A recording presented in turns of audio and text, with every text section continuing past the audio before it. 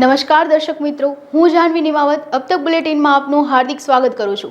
વિસ્તૃત સમાચારો જોતા પહેલા જોઈએ આજની મુખ્ય હેડલાઇન્સ। રાજકોટ જિલ્લામાં 6 ગામો બન્યા સ્માર્ટ વિલેજ। રાજ્યના ઇતિહાસમાં પહેલીવાર જીએસટી ગેરરીતિ કૌભાંડમાં ગુજસી ટોકનું શસ્ત્ર ઉગામાયું। ખેડૂતોની દિલ્હી કૂચ, બોર્ડર ક્રોસ ન કરવા દેવા સજ્જડ સુરક્ષા વ્યવસ્થા। હવે જોઈએ સમાચાર વિગતવાર। વડાપ્રધાન નરેન્દ્ર મોદીએ ગુજરાતના ગામોને શહેરો સમકક્ષ સ્માર્ટ, સસ્ટેનેબલ અને સુવિધાયુક્ત બનાવવાની નેમ સાથે રૂબન આત્મા ગામનો સુવિધા શહેરનો વિચાર આપેલો છે। જે વિચારધારા અંતર્ગત મુખ્યમંત્રી ભૂપેન્દ્ર પટેલે રાજ્યના 5 જિલ્લાના 16 ગામોને સ્માર્ટ વિલેજ જાહેર કર્યા છે। જેમાં રાજકોટ જિલ્લાના 6 ગામ રાયડી, થાણા ગાલોડ, વીરનગર, આણંદપર, સતાપરા, લોધિકા મળી કુલ 6 ગામોને સ્માર્ટ વિલેજ તરીકે જાહેર કરવામાં આવ્યા છે। કૌભાંડીઓ આર્થિક લાભ મેળવવાના નવા કિમિયા અજમાવતા હોય છે। જીએસટીની અમલવારી બોગસ પેઢીઓ બનાવી ઇનપુટ ટેક્સ ક્રેડિટ મેળવી લેવાનું કૌભાંડ સામે આવ્યું છે। ગુડ્સ એન્ડ સર્વિસ ટેક્સ ગેરરીતિ બાબતે સમગ્ર ગુજરાતમાં સૌપ્રથમ વખત આરોપીઓ સામે Gujarat control of terrorism and organised crime તળે ભાવનગરના 19 અને રાજકોટના 1 સહિત કુલ 20 ભેજબાજો સામે ફરિયાદ નોંધાવવામાં આવી છે। ભાવનગર જિલ્લામાં છેલ્લા 1 વર્ષમાં છેતરપિંડીથી દસ્તાવેજ મેળવી આચરવામાં આવતી જીએસટી ગેરરીતિના 5 કેસ નોંધાયેલા છે અને તેમાં અત્યાર સુધીમાં 141 લોકોની ધરપકડ કરવામાં આવેલી છે। ખેડૂત આંદોલનનો આજે મહત્વનો દિવસ છે। સરકાર સાથે બેઠકો નિષ્ફળ નીવડ્યા બાદ ખેડૂતોની દિલ્હી કૂચ શરૂ થઈ ગઈ છે। બીજી તરફ બોર્ડર ક્રોસ ન કરવા દેવા સજ્જડ સુરક્ષા વ્યવસ્થા ગોઠવવામાં આવી છે। હજારોની સંખ્યામાં ખેડૂતો પંજાબ હરિયાણાની શંભુ બોર્ડરથી રવાના થયા છે, જેને પગલે આજે ટ્રાફિક જામ ઉપરાંત પરિસ્થિતિ બગડવાની શક્યતા સેવાઈ રહી છે। પંજાબના ખેડૂતોએ આજે સવારે 11 વાગે દિલ્હી તરફ કૂચ શરૂ કરી છે। ખેડૂતોનો મુખ્ય કાફલો પંજાબ હરિયાણાની શંભુ બોર્ડરથી રવાના થયો છે। આ સિવાય ખેડૂતો ખનૌરી બોર્ડર પરથી હરિયાણામાં પ્રવેશ કરી અહીંથી તેઓ ટ્રેક્ટર ટ્રોલીમાં દિલ્હી જઈ રહ્યા છે। લોકસભાની ચૂંટણી પહેલા ગુજરાતના અન્ય શહેરો સાથે સુરતમાં પણ ભાજપનો ભરતી મેળો શરૂ થયો છે। આજે સુરતના ભાજપ કાર્યાલય ખાતે માજી એઆઈસીસી સભ્યો અને માજી કોર્પોરેટરો સહિત અનેક લોકો ભાજપમાં જોડાયા હતા। ગુજરાત પ્રદેશ પ્રમુખ CR પાટીલે સુરત ભાજપ કાર્યાલય ખાતે કોંગ્રેસી નેતાઓ અને કાર્યકરોને કેસરી ખેસ પહેરાવીને ભાજપમાં પ્રવેશ આપ્યો હતો। મહાનગરપાલિકાના માજી કોર્પોરેટર સુનિલ પટેલ અને તેમના દીકરા નિકેત પટેલ, જેઓ માજી એઆઈસીસી સભ્ય છે, તેમની સાથે સ્થાનિક નેતાઓ સંખ્યાબંધ કાર્યકરો સાથે આજે ભાજપમાં જોડાયા છે। રાજકોટ મહાનગરપાલિકા દ્વારા સ્ટેન્ડિંગ કમિટી બેઠકનું આયોજન સર્વપ્રથમ વખત રામવન ખાતે કરવામાં આવ્યું હતું। આ બેઠકમાં લોકો સ્ટેન્ડિંગની પ્રક્રિયા જાણી શકે તે મુખ્ય હેતુ હતો। બીજી તરફ આ બેઠકમાં રેકોર્ડ બ્રેક 118 દરખાસ્તો મૂકવામાં આવી હતી, જે પૈકી 117 દરખાસ્તોને સર્વાનુમતે બહાલી મળી છે અને ₹551 કરોડના ખર્ચે વિકાસ કામોને પણ લીલી ઝંડી આપવામાં આવી છે। રાજકોટ મહાનગરપાલિકાની જ્યારથી સ્થાપના થઈ ત્યારથી આજ દિવસ સુધીમાં 51 વર્ષથી રાજકોટ મ્યુનિસિપલ કોર્પોરેશનમાં સેન્ટ્રલ ઝોનની અંદર સ્ટેન્ડિંગ કમિટીની બેઠક મળતી હતી, પરંતુ આ વખતે એક નવો સિરસ્તો ચાલુ કરવાના અમે લોકોએ સ્ટેન્ડિંગ કમિટીના સભ્યોએ એક નવો પ્રયત્ન કર્યો, નવો અભિગમન કર્યો કે રાજકોટ મ્યુનિસિપલ કોર્પોરેશનના સેન્ટ્રલ ઝોનમાંથી બહાર નીકળીને ઓપનની અંદર સ્ટેન્ડિંગ કમિટી બેસાડવી જોઈએ। ભારતીય જનતા પાર્ટીના તમામ નગરસેવકોની હાજરીમાં આજે રામવનની અંદર પાર્ટીનું સંકલન થયું। સંકલનની અંદર કુલ 113 દરખાસ્તો આજે સ્ટેન્ડિંગ કમિટીમાં માનનીય મ્યુનિસિપલ કમિશનરશ્રી દ્વારા આપવામાં આવી હતી। એમ કહી શકાય કે રાજકોટ મ્યુનિસિપલ કોર્પોરેશનના ઇતિહાસની અંદર કદાચ આ સૌથી મોટામાં મોટી સ્ટેન્ડિંગ હશે। કુલ 550 કરોડ 99 લાખ એટલે કે 551 કરોડના ખર્ચે આજે રાજકોટ મહાનગરપાલિકાની સ્ટેન્ડિંગ કમિટીએ ખર્ચ અલગ અલગ વોર્ડની અંદર આજે ખર્ચ મંજૂર કર્યો છે। આવનારા વર્ષની અંદર આ તમામ કામો ખાતમુહૂર્ત થાય અને લોકાર્પણ થાય અને 25મી તારીખે દેશના લોકપ્રિય વડાપ્રધાન અને આપણા ગુજરાતના પનોતા પુત્ર માનનીય નરેન્દ્રભાઈ મોદી સાહેબ જ્યારે રાજકોટની અંદર પધારી રહ્યા છે, ત્યારે એમના કરકમલોથી રાજકોટના અલગ અલગ વોર્ડની અંદર જે કંઈ પણ વિકાસના કામો અમે લોકો આજે મંજૂર કર્યા છે, આ કામોને અમે એમાં આવરી લીધા છે. 551 કરોડની આ સ્ટેન્ડિંગ કમિટી આજે ખર્ચને અમે મંજૂરી આપી છે. અને નવા વર્ષની અંદર રાજકોટ મહાનગરપાલિકાએ જે બજેટ બહાર પાડ્યું છે એ બજેટ પૂર્ણ કરવાની પણ આજે અમે લોકોએ અધિકારીશ્રી સાથે ચર્ચા કરી છે. મારી દ્રષ્ટિએ સ્ટેન્ડિંગ કમિટીના તમામ સભ્યો માટે તમામ દરખાસ્તો મહત્વની હોય છે. એક દરખાસ્ત અમે લોકોએ પેન્ડિંગ રાખી છે. રાજકોટમાં નાના મોવા રોડ ઉપર આવેલ નાના મોવા સર્કલ ઉપરનો જે પ્લોટ હતો 2021ની સાલમાં રાજકોટ મ્યુનિસિપલ કોર્પોરેશને કુલ 4 પ્લોટની હરાજી ઈ ઓક્શન રાખ્યું હતું. એમાં 3 પ્લોટનું કોઈ આવ્યું નહોતું ને 1 પ્લોટમાં ઈ ઓક્શનના માધ્યમથી જે ડેવલપરને પ્લોટ આપ્યો હતો એની ટર્મ્સ કન્ડિશન એવી હતી કે 1 મહિનાની અંદર એણે પ્લોટની રકમ ચૂકવવા પાત્ર છે એને ભરવાની છે. પરંતુ 2 લિટિગેશનો કોર્ટની અંદર આવ્યા. એ 2 લિટિગેશનના કારણે એ લોકો નાણાં નહોતા ભરતા. એને અનેક વખત મહાનગરપાલિકા દ્વારા નોટિસ પણ આપવામાં આવી છે, ટાઉન પ્લાનિંગ શાખા દ્વારા. છેલ્લી નોટિસ જાન્યુઆરી મહિનાની અંદર ઈ ડેવલપરને 9 સ્ક્વેર ડેવલપર કરીને છે કોઈ કંપની, એને આપવામાં આવી. દિવસ 7ની અંદર એ લોકોએ નાણાં ભરવાના છે. પરંતુ એમનું કહેવાનું એવું હતું કે કોઈ પણ જ્યારે અમે પ્લોટ લઈએ છીએ ત્યારે કોઈ પણ પ્લોટ અમને ચોખ્ખો આપવામાં આવે. કોર્ટ મેટર થઈ જતી એટલે અમે લોકોએ આ વખતે એની લાગણી હતી ને એને એવું કીધું કે અમને 7 કે 10 દિવસનો હવે પછીની જે સ્ટેન્ડિંગ આવે એટલો અમને સમય આપવામાં આવે. અમારે અમારો પ્લોટ લેવો છે. પણ જ્યારે કોર્ટ લિટિગેશન ચાલતી હોય, કોઈ પણ મિલકત જ્યારે આપણે કોઈ પણ વ્યક્તિને જ્યારે વેચતા હોઈએ ત્યારે એ મિલકત ચોખ્ખી હોવી જોઈએ, એવો કાયદાની જોગવાઈ. હું કોઈ પણ બિલ્ડરની તરફેણ નથી કરતો. આ નિર્ણય રાજકોટ મહાનગરપાલિકાના હિતમાં આવનારા દિવસોમાં લેવામાં આવશે. પરંતુ એમને એવું કહેવામાં એણે અમને લેખિતમાં આપ્યું છે કે જ્યારે મેં પ્લોટ લીધો ત્યારે એમની મહાનગરપાલિકાની જવાબદારી થતી હતી મને ચોખ્ખો પ્લોટ આપવાની. પરંતુ 2 કોર્ટ મેટર થઈ છે. કોઈ પરસાણા છે અને કોઈ જાડેજાએ કોર્ટ મેટર કરી માટે મેં એ કે પૈસા નથી ભર્યા. તેમ છતાં આપણે એની લાગણીને એને જે અમને લેખિતમાં આપ્યું એટલે એક સ્ટેન્ડિંગ કમિટી સુધી અમે પેન્ડિંગ રાખ્યું છે, નામંજૂર નથી કર્યું. આ દરખાસ્તને પેન્ડિંગ રાખવામાં આવી છે. આવનારી સ્ટેન્ડિંગની અંદર યોગ્ય નિર્ણય કરવામાં આવશે એની આપ સૌને ખાતરી આપું છું. રાજકોટમાં મહાનગરપાલિકા દ્વારા ગાય ઉપર ક્રૂરતા કરતો વિડીયો સોશિયલ મીડિયામાં વાયરલ થયો હતો, જેને લઈ માલધારી સમાજ આગેવાન રણજીત મુંદવા દ્વારા પત્રકાર પરિષદ યોજી અને આક્રોશ વ્યક્ત કર્યો હતો. આ સમગ્ર બનાવને લઈ રણજીત મુંદવાએ કહ્યું હતું કે સમગ્ર ઘટના રાજકોટના વાણિયાવાડી વિસ્તારની છે. ઢોર પકડ પાર્ટી જાણે આતંકવાદીઓને પકડતી હોય તેમ ઢોરને પકડે છે. ગાય સાથે ક્રૂરતા કરતા કર્મીઓ સામે કાયદેસરની કાર્યવાહી કરવા માલધારી સમાજ દ્વારા માંગ કરાઈ છે. રાજકોટ મહાનગરપાલિકાના કર્મચારી હવે રોડ પર ઢોર પકડવા માટે એવી રીતના ઉતરી પડ્યા છે કે જેમાં આતંકવાદીને પકડતા હોય. આપણે વિડીયોની અંદર જોયું કે ગાયનું આખું ગળું એટલે જેની માટે આખું ટ્રેક્ટર દબાઈ દીધું, ગળું બહાર છે એ રીતે ગાયને પકડવામાં આવી રહી છે નિર્દયતાપૂર્વક. ગુજરાતની અંદર આપણે વાત કરી તો મહાનગરપાલિકાઓની અંદર અને મહાનગરની અંદર જ્યારે એનિમલ એક્ટનો કાયદો લઈ આવી સરકાર ત્યારે એવી વાત હતી કે વૈકલ્પિક વ્યવસ્થા બાદ આ ગાય તમારી કદાચ એક વાર તમારું વધારે ગાય હોય તો એને પકડવામાં આવશે. પણ એવી વાત નહોતી કે આતંકવાદીને પણ શરમાવે એવી ઘટનાઓથી ગાયને પકડવા. જ્યારે આપણે જોઈ છીએ ત્યારે ગાય નીચે છે, ટ્રેક્ટર માથે છે ને એના માણસો મારે છે. આની પહેલા ભૂતકાળની અંદર 4 થી 5 ગાયોના મૃત્યુ આ રીતે થયા છે. આની ઉપર જવાબદાર જે અધિકારી છે એ કઈ રીતે સૂચના આપે છે કે તમે ઢોર પકડો. આજની જે ઘટના બની રાજકોટની અંદર વાણિયાવાડી વિસ્તારની અંદર એ ઘટનાથી સબક શીખવો જોઈએ કે આ ધરતી ઉપર જેમ ગાયનું લોહી રેડાઈ રહ્યું છે, એક દિવસ એવો આવશે કે ધરતી લોહીથી ભીની થઈ જશે.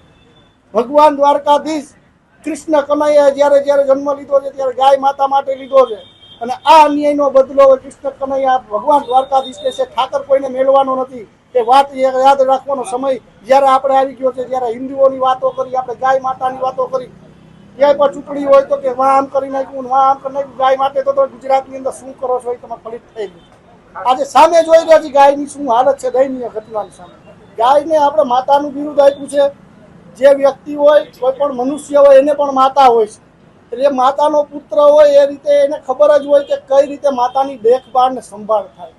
પરંતુ નિર્દયતા પૂર્વક પકડી રહ્યા છે. એ હાઈકોર્ટની અંદર પણ કહેવામાં આવેલું છે કે ભાઈ તમે આને જે નોટિફિકેશન હાઈકોર્ટ દ્વારા જાહેર કરવામાં આવ્યું કે આટલી વ્યવસ્થાઓ સાથે તમારે ગાય પકડવા નીકળવું, પરંતુ નહીં, કોઈ અધિકારીઓના સારા થવા માટે કે ઢોર પકડવા નીકળ્યા છે કે આતંકવાદી પકડવા નીકળ્યા છે એ કોઈ વસ્તુ સમજાતી નથી. દાદાગીરી ઘટનાઓ આપણે રાજકોટની અંદર દિવસે દિવસે અવારનવાર જોતા હોય છીએ. આ કર્મચારીઓ છે કે એના અધિકારીઓ એલાય હોય, એલાયની દાદાગીરી આપણે જોઈ તો ઘરની અંદરથી ગાય કાઢી લેતા હોય છે દાદાગીરી કરીને. અને જ્યારે આ ઘટના આજે બની, હાલ તો ભૂતકાળની અંદર કેટલી ઘટનાઓ બની. હવે આના ઉપર ભક્તિનગર પોલીસ સ્ટેશનની અંદર હું પોતે અરજી આપવાનો છું કે જે જવાબદાર વ્યક્તિ હોય, દાખલા તરીકે એના એલાય હોય કે એના જે ઇન્ચાર્જ છે એની ઉપર કર્મચારીઓ કામ કરી રહ્યા છે તો એને માત્ર ને માત્ર સૂચના આવતી હોય તો એના અધિકારી દ્વારા આવતી હોય એટલે આ એક કાયદેસર જો મનુષ્યની અંદર જો કોઈ પણ માણસનું ગળું આપણે એના કર્મચારીનું ગળું પકડી અને એને ગળા પકડીને આવી રીતના કરી ફરિયાદ કરવાના છે, 307 લગાવવાના છે, તો જ્યારે એનિમલ એક્ટ મુજબની જે આઈપીસીની કલમો આવતી હોય એ મુજબ આપણે પોલીસ સ્ટેશનની અંદર અરજી આપશું કે આ મુજબની ફરિયાદ નોંધો. રાજકોટ સ્માર્ટ સિટી રેન્કિંગમાં ઘણું પાછળ રહી ગયું છે, ત્યારે સ્વચ્છતા ઝુંબેશ અંતર્ગત રાજકોટ મહાનગરપાલિકા દ્વારા અનેકવિધ બદલાવો કરવામાં આવી રહ્યા છે. ત્યારે રામવન ખાતે યોજાયેલી સ્ટેન્ડિંગ કમિટી બેઠકમાં જે ગંદકી આચરનાર લોકો છે તેણે જાણે મોકળું મેદાન મળી ગયું હોય તેવું ચિત્ર સામે આવ્યું છે, જેની પાછળનું સૌથી મોટું કારણ એ છે કે અત્યાર સુધી જે દંડની જોગવાઈ અને દંડની રકમ રાજકોટ મ્યુનિસિપલ કમિશનર દ્વારા સુચવવામાં આવી હતી તેમાં ઘણા ખરા અંશે ઘટાડો સ્ટેન્ડિંગ કમિટી દ્વારા કરવામાં આવ્યો છે, જે એક ચર્ચાનો વિષય પણ બન્યો છે. ચર્ચાનો વિષય બનવા પાછળનું સૌથી મોટું કારણ એ જ છે કે જે દંડની રકમમાં ઘટાડો થયો છે તેનાથી ગંદકી કરનાર લોકો જાણે પ્રોત્સાહિત થાય તો નવાઈ નથી. એટલું જ નહીં, સ્ટેન્ડિંગ કમિટી દ્વારા વાણિજ્ય વ્યવસાય કરનાર દુકાનદારોના દંડની રકમમાં પણ ઘટાડો નોંધાયો છે. જાહેરમાં કચરો ફેંકવા, ગંદકી કરવા, કચરો પેટીમાં બહાર કચરો નાખવા ઉપર રહેણાંકમાં કમિશનર સાહેબે જે 500 રૂપિયા સૂચવ્યા હતા એના અમે 100 રૂપિયા કરી છે. પહેલાં 500 રૂપિયા જ હતા. પછી આ વખતે માનનીય કમિશનરશ્રી દ્વારા 3 તબક્કા, પહેલો તબક્કો, પ્રથમ વખત, બીજી વખત અને ત્રીજી વખત હું એક વખત કચરો નાખું છું તો મને 100 કમિશનર સાહેબે 500 રૂપિયા દંડ કર્યો હતો.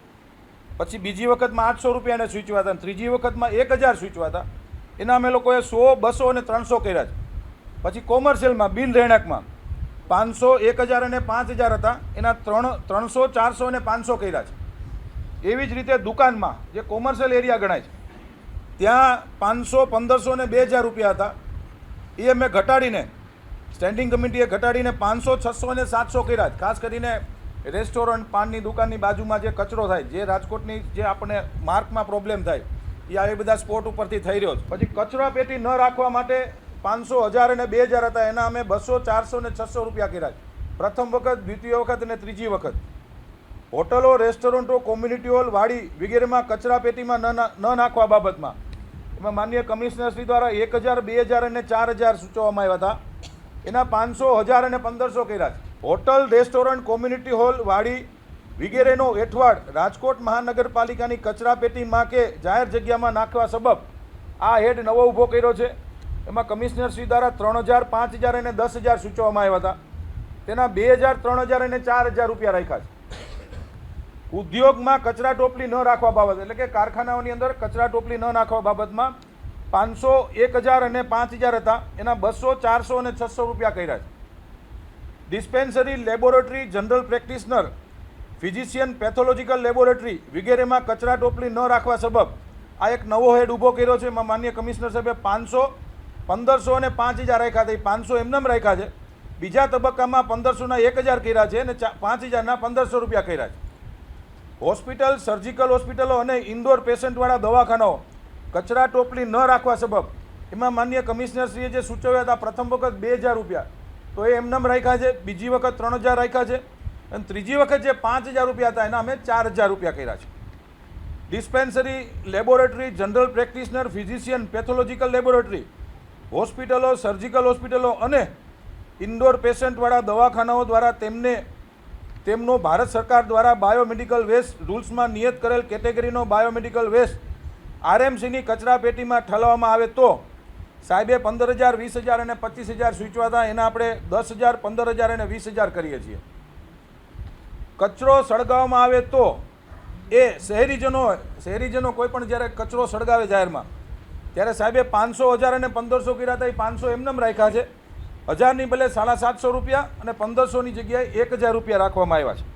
શ્રી માધવરાયજી ચેરિટેબલ ટ્રસ્ટ દ્વારા વિશ્વકર્મા જયંતિની ઉજવણી નિમિત્તે આગામી 22 ફેબ્રુઆરીને ગુરુવારે શ્યામ મંદિર રિંગ રોડ બાયપાસ કોઠારિયા ચોકડી ખાતે સવારે 7 થી બપોરે 12 વાગ્યા સુધી સમાજ ઉત્થાન, સમાજ ઉત્કર્ષ અને સમાજ સેવાના ભાગરૂપે રક્તદાન કેમ્પનું આયોજન કરવામાં આવેલ છે. આ કેમ્પમાં મુકેશ દોશી, ભરત બોગરા, રમેશ ટીલાળા, દર્શિતા શાહ, રામભાઈ મુકરિયા સહિત વગેરે નેતાઓ વિશેષ ઉપસ્થિત રહેશે. આ અંગે વધુ વિગત અબતક મીડિયા હાઉસની મુલાકાતે આવેલા પ્રતિનિધિ મંડળ વતી પૂરી પાડવામાં આવી હતી. શ્રી માધવરાયજી ચેરિટેબલ ટ્રસ્ટ તરફથી હું કાંતિભાઈ ચાવડા બોલું છું. અમારે વર્ષમાં ટ્રસ્ટ તરફથી 3 વખત બ્લડ ડોનેશન કેમ્પ થાય છે અને રાહત દરે ચોપડા વિતરણ પણ થાય છે, જે સર્વજ્ઞાતિ માટે અમે કરીએ છીએ. અને નિઃશુલ્ક મેડિકલ સાધનોની સેવા પણ અમે કરીએ છીએ. શ્રાવણ માસમાં અમે લઘુરુદ્ર અભિષેકનું પણ આયોજન કરીએ છીએ. આવા અમે ઘણા બધા સામાજિક કાર્યો, શૈક્ષણિક કાર્યો અને ધાર્મિક કાર્યો પણ કરીએ છીએ. તો આ વખતે અમારે વિશ્વકર્મા જયંતિ નિમિત્તે મહારક્તદાન કેમ્પનું આયોજન છે. તો આ કાર્યક્રમમાં અત્યાર સુધી બધાએ સૌ અમને સાથ સહકાર આપ્યો જ છે અને આ વખતે પણ અમને સાથ સહકાર આપવા સર્વને નમ્ર અપીલ છે. તારીખ છે આપણે કાલે 22/2/2024 અને ગુરુવાર. સ્થળ છે કોઠારિયા રિંગ રોડ, શ્યામ મંદિર, તપસી હોટલની સામે, રાજકોટ. અને આ વખતે અમારે ગયા વખતમાં 485 બોટલ અમારે એકત્રિત કરેલી હતી. આ વખતે પણ અમારો એનાથી પ્લસ પોઈન્ટ છે, આગળ 500ની અપ જવાનું. તો બધાએ સાથ સહકાર આપવા નમ્ર અપીલ. જય વિશ્વકર્મા, જય આપા ગીગા. સુરતમાં હોસ્પિટલમાં પેટમાં દુખાવા બાદ દાખલ 10 વર્ષના બાળકનું મોત થયું હતું. શહેરના ડિંડોલી વિસ્તારમાં 10 વર્ષના બાળકને ઝાડા, ઉલટી અને પેટમાં દુખાવાની ફરિયાદ બાદ હોસ્પિટલમાં દાખલ કરવામાં આવ્યો હતો, જ્યાં ધોરણ 4માં અભ્યાસ કરતા અભિરૂપ લોખંડેનું સારવાર દરમિયાન મોત થયું હતું. બાળકના પિતાએ આરોપ લગાવ્યો હતો કે તબીબની બેદરકારીના કારણે તેમના દીકરાનું મોત થયું છે. પોસ્ટમોર્ટમ બાદ સાચું કારણ સામે આવશે. મારો બાળક સન્ડેના દિવસે રાત્રે ઝાડા ઉલટી થઈ ગયેલી, તો એને સારવાર માટે નોર્મલ ચાલતું ફરતું બાળક એને સાચી હોસ્પિટલમાં લઈ આવ્યા. સાચી હોસ્પિટલમાં નોર્મલી 11:30ના ગાળે ત્યાં પહોંચ્યા. ત્યાં મારી પાસે મેડિક્લેમ હોવા છતાં કે ભાઈ અહીંયા મેડિક્લેમ કેશલેસ નથી ચાલતું, તો આ લોકોએ મને પ્રાચી હોસ્પિટલમાં શિફ્ટ કરવાનું કીધું. પ્રાચી હોસ્પિટલમાં મારું બાળક અને હું અમે ત્યાંથી પ્રાચી હોસ્પિટલમાં શિફ્ટ થયા. એના પછી 1 વાગે ત્યાં અમને સારવાર ચાલુ કરી. પ્રાઇવેટ રૂમ આપી દીધો. પ્રાઇવેટ રૂમ આપવા પછી છોકરાને મેડિસિન ચડાવી. મેડિસિન જ્યારે ચડી ત્યારે 10 કે 15 મિનિટની અંદર એના બોડી ઉપર સોજાવા માંડ્યો અને બાળક પીળું પડવા માંડ્યું. ત્યારે આ લોકોએ એમરજન્સીમાં આઈસીયુમાં દાખલ કર્યો. એને આઈસીયુમાં જ્યારે દાખલ થઈ ગયો, નોર્મલી 2-2.5 કલાકની અંદર આ લોકોને કહેવાનું એવું થયું કે એના બધા બોડી ઓર્ગન્સ ફેલ થઈ ગયા છે. નોર્મલ કોઈ પણ ચાલતું ફરતું બાળક જેને ઝાડા ઉલટી થાય, આ કોઈ દિવસ એટલું તરત જ એક્સપાયર ન થાય. મારું કન્ઝન્સ એવું છે કે આ લોકોએ કંઈ તો પણ મેડિસિન એવી આપીને આ મારા બાળકને આડાસર એની કરાવીને એને મારી નાખી. આજરોજ તારીખ 21 ફેબ્રુઆરી 2024ના શ્રી માતૃછાયા કન્યા વિદ્યાલય ભુજ ખાતે માતૃભાષા દિનની ઉજવણી વિવિધ પ્રવૃત્તિઓ સાથે ઉમંગભેર કરવામાં આવી હતી. પ્રારંભે પ્રાર્થના સભામાં શાળાના ભાષા શિક્ષક ડોક્ટર FM જાડેજાએ માતૃભાષાનું મહત્વ અને એના ગૌરવ વિશે વિગતે વાત કરી હતી. ત્યારબાદ શાળાના પ્રાર્થના વૃંદ દ્વારા માતૃભાષાને મહિમા મંડિત કરતા ગીતોનું ગાન કરવામાં આવ્યું હતું. તો શાળાની વિદ્યાર્થીની દ્વારા સંવાદના માધ્યમથી માતૃભાષાનો મહિમા વ્યક્ત કરવામાં આવ્યો હતો.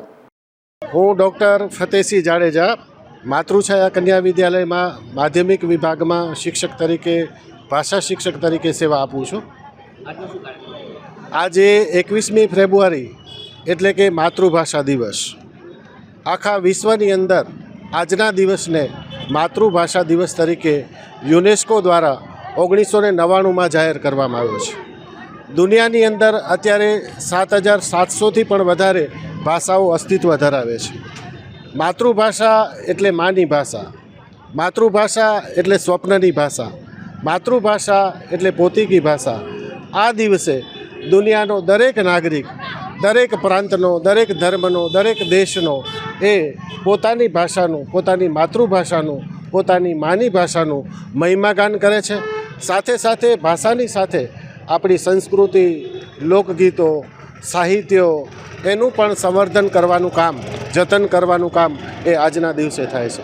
સાથે સાથે આવનારી પેઢી છે એ માતૃભાષાનું મહત્ત્વ સમજે, માતૃભાષાનું મહિમા મંડન કરે, એની અગત્યતા સમજે. એટલે આજના દિવસે શાળા દ્વારા આ માતૃભાષા જાગૃતિ અંગે રેલી કાઢવામાં આવી છે. માતૃભાષાના મહત્ત્વ સંદર્ભે પેમ્પલેટોનું વિતરણ કરવામાં આવ્યું છે. આ વિદ્યાર્થીનીઓ છે એ જુદા જુદા સાહિત્યકારોની વેશભૂષા ધારણ કરી અને જુદા જુદા સાહિત્યકારોનો પરિચય, એમનું સાહિત્ય ક્ષેત્રે પ્રદાન વગેરે દ્વારા જનજાગૃતિનું અભિયાન આ શાળા દ્વારા આદરવામાં આવ્યું છે. આ રેલીને શાળા ખાતે અમારા આ ત્રણેય વિભાગના આચાર્ય શ્રી દ્વારા સ્ટાર્ટ આપવામાં આવી હતી. ત્યારબાદ જુબેલી ગ્રાઉન્ડ, સ્વામિનારાયણ મંદિર, મોટા બંધ, ગાંધીજીના પ્રતિમા, ત્યાંથી કરી અને ઘનશ્યામનગર અને શાળા ખાતે પરત ફરશે. હું નિર્જા નિપુણ માકડ શ્રી માતૃછાયા કન્યા વિદ્યાલયમાં ધોરણ 11માં અભ્યાસ કરું છું અને આજે 21 ફેબ્રુઆરીના દિને શ્રી માતૃભાષા દિવસ છે, જેને આજે અમે સૌ વિદ્યાર્થીઓ સાથે મળી અને ઉજવી રહ્યા છીએ. જેમાં અલગ અલગ બધા સાહિત્યકારો બન્યા છે અને રંગલોરંગીના વેશ ધારણ કરી અને માતૃભાષા વિશે આપણે માતૃભાષાને આજે વિસરી રહ્યા છીએ. માતૃભાષાને યાદ કરી અને માતૃભાષાનો સર્વપ્રથમ આગ્રહ રાખીએ એવા આગ્રહ સાથે અમે આજે સૌ આ કાર્યક્રમમાં જોડાયા છીએ અને બધાને માતૃભાષાનો વધારેમાં વધારે ઉપયોગ કરવા પ્રેરીએ છીએ. ધન્યવાદ. સંત શ્રી દાસી જીવણ સાહેબની અસીમ કૃપાથી ભક્ત શ્રી હરદાસ બાપુની મૂર્તિ પ્રાણ પ્રતિષ્ઠા મહોત્સવનું આગામી 24 ફેબ્રુઆરીને શનિવારના રોજ રામદેવનગર શાપર તાલુકા કોટડા સાંગાણી ખાતે કરવામાં આવેલ છે. આ પ્રસંગ અનુરૂપ સંતોના સાનિધ્યમાં સવારના 9 થી 2 કલાકે હવનનું આયોજન કરવામાં આવેલ છે. ત્યારબાદ મૂર્તિની શોભાયાત્રા અને મૂર્તિની પ્રાણ પ્રતિષ્ઠા કરવામાં આવશે. સાંજના 6 કલાક બાદ મહાપ્રસાદનું આયોજન કરવામાં આવેલ છે. આ અંગે વધુ વિગતો કોટડા સાંગાણીથી આવેલ આગેવાનોએ માહિતી પૂરી પાડી હતી. નામ અમૃતભાઈ દાફડા અને કાર્યક્રમ મારા પિતાશ્રીની મૂર્તિ પ્રાણ પ્રતિષ્ઠાનો કાર્યક્રમ છે. આપણે આવનારી તારીખ 24/2/2024ના રોજ શનિવાર સાપરવેરાઓ રામદેવનગર મુકામે આ કાર્યક્રમ રાખેલો છે. એ તો ઓલું કહેવત છે ને સાહેબ કે આંબલી તું હરી તને કહું કે વનરાય, જીવન દાડા જેવો જગમાં મેમાં મળે ના કોઈ. અંગ પર શોભે આંગળી, સર પર શોભે પંખ, મનોહરકારી મૂર્તિ હરદમ જોઈ હરદાસ. આ કાર્યક્રમ મારા બાપુજી એવા પ્રેમાળ અને હેતાળ માણસ હતા કે 5 વર્ષના બાળકને જોઈ તો પણ એ એના શરીરની અંદર એમ કહેતા મારા નાથ કાં રોશે બેટા કાં રોશે, એમ એનું જીવન પ્રેમાળ અને હેતાળ હતું. આજરોજ જૂનાગઢ ગિરનારના વેપારીઓ દ્વારા પ્લાસ્ટિક બોટલ વેચાણ અને પાણીની સુવિધાઓ પૂરી કરવા અંગે 120 વેપારીઓ દ્વારા બંધ પાડી વિરોધ કરવામાં આવ્યો હતો, જેને લઈ ગિરનાર વેપારી એસોસિએશન દ્વારા કલેક્ટરને આવેદનપત્ર પાઠવવામાં આવ્યું હતું, જેમાં પ્લાસ્ટિકની બોટલમાં પાણી વેચવા મંજૂરી આપવા માંગ કરવામાં આવી હતી. મારું નામ જયેન્દ્ર ચાવડા, હું ગિરનાર એસોસિએશનનો ઉપપ્રમુખ છે. આજે અમે કલેક્ટર ઓફિસે આવેદન પાઠવવા માટે આવ્યા છીએ. અમારે જે ગિરનારમાં પાણીને સમસ્યાને લઈને જે છે, પણ તંત્રનું કહેવાનું એવું છે કે હાલ અત્યારે તમે પ્લાસ્ટિક બેન છે તો અત્યારે તમે કે પાણીના અમે તમને ત્યાં 5000 લીટરના ટાંકા અમે ફાળવીએ, તમે એમાં પાણી ભરીને યાત્રાળુઓને પીવડાવો. પણ જે કહે છે એ આની પહેલાં પણ અમે કરેલું છે, જે અમને કેલબા આપેલા છે, પાણી પીવડાવેલું છે, પણ એ પોસિબલ જ નથી. કેમ કે ગિરનાર ઉપર કોઈ પાણીનો કોઈ સોર્સ જ નથી. પાણીને એવા કોઈ સોર્સ જ નથી કે અમે તાત્કાલિક જેવું ખાલી થઈને ત્યાંથી અમે ભરીને અમે પીવડાવી શકીએ યાત્રાળુઓને. હાલ અત્યારે એનું કહેવાનું એવું છે કે તમે ત્યાં 5000 લીટરનો ટાંકો મૂકીને તમે આવી રીતના પીવડાવો તમે પાણી. હમણાં મેળો આવે છે, ઉનાળા જેવો ઉનાળો આવે છે, પણ પાણીની વ્યવસ્થા જ નથી. ને એમ કહે છે કે તમે આ પાણી અમે જે આપીએ તમે ત્યાં પીવડાવો, પણ એ જે પાણી આપે છે નોર્મલ પાણી આપે છે. યાત્રાળુઓનું કહેવાનું એવું છે કે અમને ફિલ્ટર પાણી અને બ્રિસ્લેરી પાણી આપો. યાત્રાળુઓ કોઈ પાણી કોઈ પીતું નથી કોઈ. તો અમારે સરકારને અને તંત્રને ખાલી એટલું જ કહેવાનું કે બસ અમને આ પાણીની વ્યવસ્થા અમને કાયમી માટે પુરવાર પાડી આપે બસ. અત્યારે બસ અમે જે અત્યારે આંદોલન કર્યું છે અમને નિરાકરણ નહીં કાઢી આપે, તમે આંદોલન જાળવી રાખશો અમારું. કલેક્ટર સાહેબને અમે આવેદનપત્ર આપવા માટે આવ્યા છે. અત્યારે અમરેલીમાં અનુસૂચિત જનજાતિ સરકારી છાત્રાલયો છેલ્લા 2 વર્ષ જેવા સમયથી બંધ હાલતમાં હતું. જિલ્લાના અનુસૂચિત જાતિના ભાઈઓને પડતી આ મુશ્કેલી બાબતે આ કુમાર છાત્રાલય ફરી શરૂ કરવા માટે સામાજિક ન્યાય સમિતિ ચાડિયાના ચેરમેન દીપાલીબેન મકવાણાએ કલેક્ટરને રજૂઆત કરી છે, જેને ધ્યાન પર લઈ અધિકારીઓની સૂચના મુજબ નાયબ નિયામક અનુસૂચિત જાતિ કલ્યાણ કચેરી અમરેલી દ્વારા કુમાર છાત્રાલય માટે અન્ય જગ્યાએ વૈકલ્પિક વ્યવસ્થા કરી છે. આ ઉપરાંત વિદ્યાનગર ખાતે છાત્રાલય શરૂ થાય તે પહેલા જ સોસાયટીના રહીશો દ્વારા આ છાત્રાલય શરૂ નહીં કરવા વિરોધ સાથે માંગ કરવામાં આવેલી છે. તેમજ જિલ્લા કલેક્ટર તેમજ અનુસૂચિત જનજાતિ કચેરી ખાતે પણ લેખિત રજૂઆત કરવામાં આવી છે. શું તમારું નામ છે, શું તકલીફ? હું શ્રુતિ વાસુદેવભાઈ જોશી વિદ્યાનગર સોસાયટીની રહીશ છું. અમારે અહીંયા રોડ ઉપર જે બિલ્ડિંગ છે એમાં આ છાત્રાલય બનવા જઈ રહી છે, તો એ યોગ્ય નહીં. રેસિડેન્સીમાં છાત્રાલય બને એ વ્યાજબી ન કહેવાય, કેમ કે અહીંયાથી બધા બહેનો ભાઈઓ છોકરાઓ બધા પસાર થતા હોય. આ ન્યુસન્સ જ છે એક જાતનું, કેમ કે ન્યુસન્સ જો વધે તો પછી સોસાયટીને અસર થાય, એટલે એ શક્ય જ નથી. અહીંયા તમે કોઈ પણ જાતનું બિલ્ડિંગ બનાવી અને બીજો કોઈ ઉપયોગ કરો, પણ છાત્રાલય માટે ઉપયોગ કરવા દેવામાં આવશે નહીં. સોસાયટીના બધા સદસ્યોનું એવું છે માનવું કે આ સોસાયટીમાં કોઈ પણ સંજોગે કોઈ પણ કાર્યવાહી કરવી પડશે તો કરશું, પણ આ છાત્રાલય બનવા દેશું નહીં. અસ્તુ, જય માં. મારું નામ દિલીપ કુમાર રતિલાલ બામટા છે. વિદ્યાનગર સોસાયટીમાં રહું છું. અહીં અમરેલીનો નિવાસી છું. આ વિસ્તારની અંદર જે બિલ્ડિંગની અંદર હોસ્ટેલ ચાલુ થવાની છે એ હોસ્ટેલનું બિલ્ડિંગ જર્જરિત છે. અહીંયા યુવાનો આવવાના છે, મોટા છાત્રાલય ચાલુ, મોટા યુવાનોનું છાત્રાલય ચાલુ થવાનું હોય. ભવિષ્યમાં બહેનો દીકરીઓનો પ્રશ્ન આવવાનો છે. તેમજ આ બિલ્ડિંગની બિનખેતી હુકમ કે રજા ચિઠ્ઠી છે નહીં, તો તેને માટે યોગ્ય કાર્યવાહી કરવી. સોસાયટીનું બિલ્ડિંગના માલિક જેનો દસ્તાવેજ પણ બીજા નામનો છે અને વ્યક્તિ પણ બીજું છે, આવું જે તે અધિકારી જેને અમે અરજીઓ આપી છે એણે આવું સ્વીકારેલું છે. તો આ બિલ્ડિંગ જર્જરિત હોય, ભવિષ્યમાં યુવાનોને નુકસાન થાય એમ હોય, સોસાયટી વિસ્તાર હોય અને અહીંયા કોમર્શિયલ કરવું એ યોગ્ય નથી. એટલે સોસાયટીના આ પ્રશ્નને તંત્ર ધ્યાનમાં લઈ અને યોગ્ય કાર્યવાહી કરે. સુરતના ચોક બજાર પોલીસ સ્ટેશન હદ વિસ્તારમાં 4.5 વર્ષની નાની બાળકીનું અપહરણ થયું હોવાની ઘટના સામે આવી હતી, જેને લઈ પોલીસે તાત્કાલિક કાર્યવાહી કરી બાળકીને શોધી કાઢી હતી. બાળકી લોહી લુહાણ હાલતમાં મળતા પોલીસ દ્વારા તેને સારવાર માટે હોસ્પિટલમાં ખસેડવામાં આવી હતી, જ્યાં બાળકી સાથે દુષ્કર્મ થયું હોવાની જાણ થતાં ચોક બજાર પોલીસ અને ક્રાઇમ બ્રાન્ચની ટીમો દ્વારા સીસીટીવી ફૂટેજના આધારે બાળકી સાથે દુષ્કર્મ કરનાર અંકિત અને ગૌતમ નામના નરાધમની ધરપકડ કરી વધુ તપાસ હાથ ધરવામાં આવી છે. ગઈકાલે તારીખ 20 ફેબ્રુઆરી 2024ના રોજ રાત્રિના સમયગાળા દરમિયાન ફરિયાદીની દીકરી પોતાની ઘર પાસેથી રમતા રમતા અચાનક ગુમ થયેલ હોવાનું હકીકત સામે આવેલ.